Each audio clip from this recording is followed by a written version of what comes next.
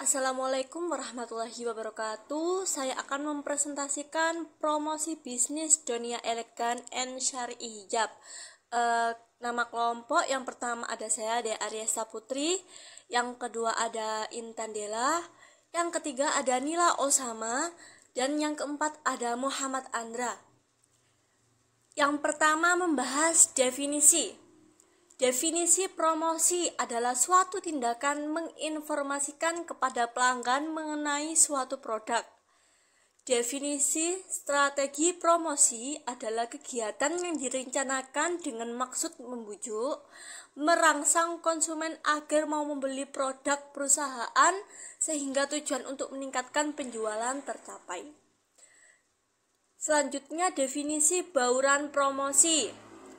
Bauran metode promosi yang digunakan oleh perusahaan untuk meningkatkan penerimaan produk-produknya. Slide berikutnya adalah latar belakang promosi.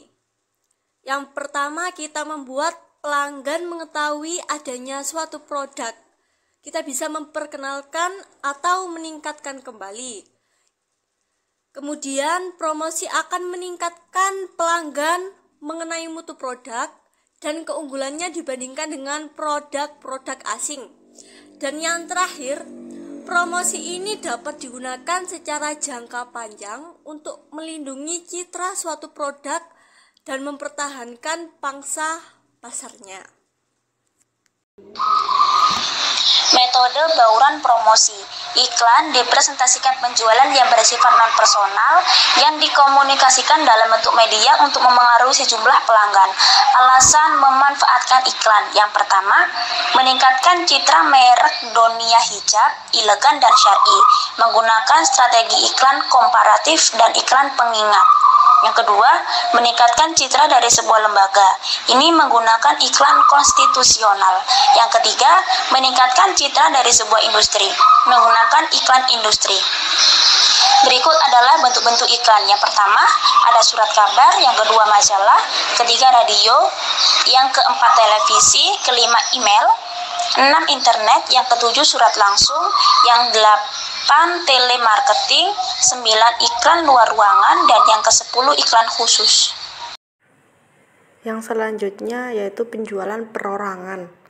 Presentasi penjualan perorangan yang digunakan untuk mempengaruhi satu atau lebih pelanggan.